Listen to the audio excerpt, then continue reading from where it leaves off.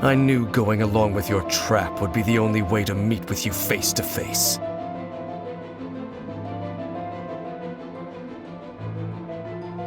You risked your safety and that of the Eye? That's quite the gamble, Dainsleif. But I believe that I am the one walking into a trap laid by the Twilight Sword. So you came here all on your own? What about those followers of yours?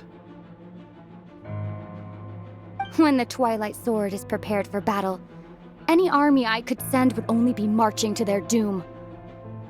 Better that I face you alone. I know you must have a lot to say, but if it's a conversation you want, you'll have to defeat me first.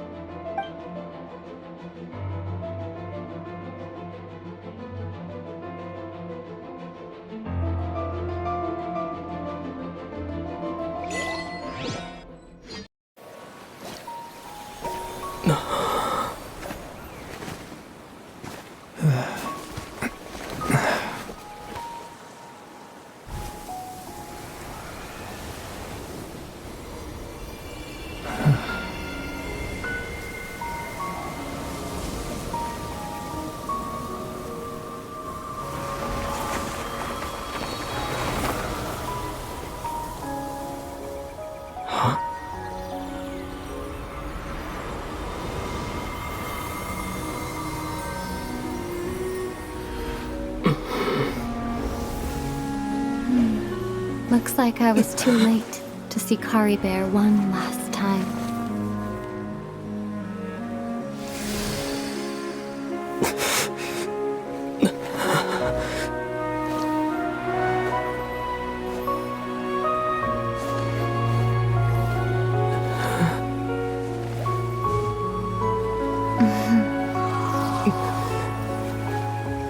Kari Bear's consciousness is gone, and this space will soon disappear along with it.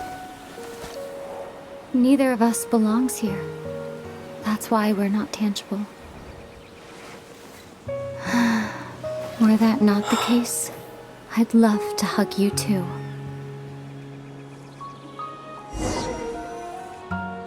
Well, how about a conversation?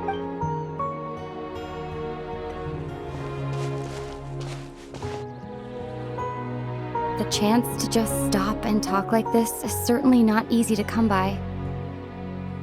Wouldn't you agree? That battle earlier was tough. The one against Dane, I mean.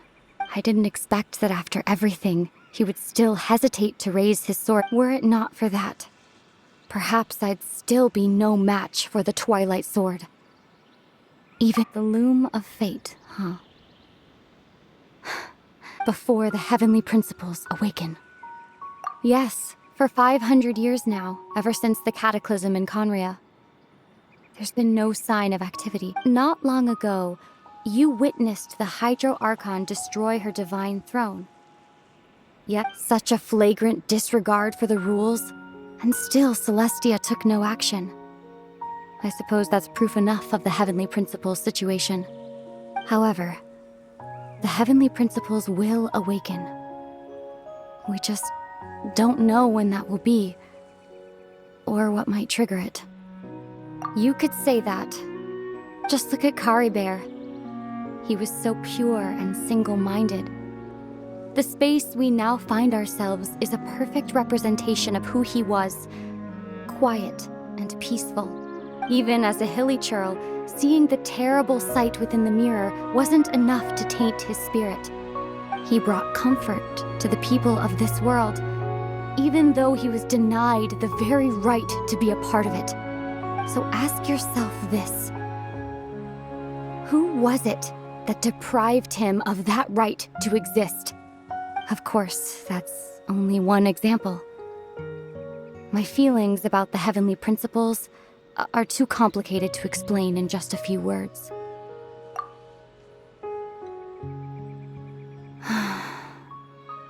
Ether?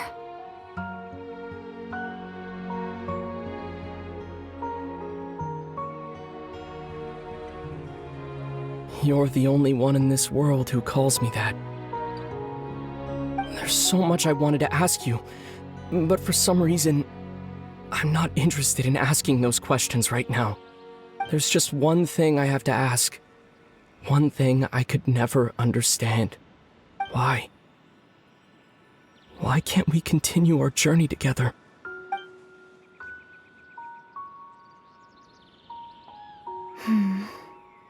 At the end of my journey, I arrived at a place known as the Sea of Flowers at the end.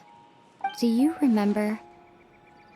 A long time ago, when we traveled between worlds together, you told me you wanted to find a place in the universe where that one flower was in full bloom. To have a place like that suddenly appear before me, well, would you think of that as a coincidence? You mean... I miss you too, Ether. But as this war continues to rage, and as I continue to seek that final answer, I don't even know how to face myself sometimes, let alone my own brother. Huh? What's going on? This space has lost its tether. I doubt it'll be able to exist much longer.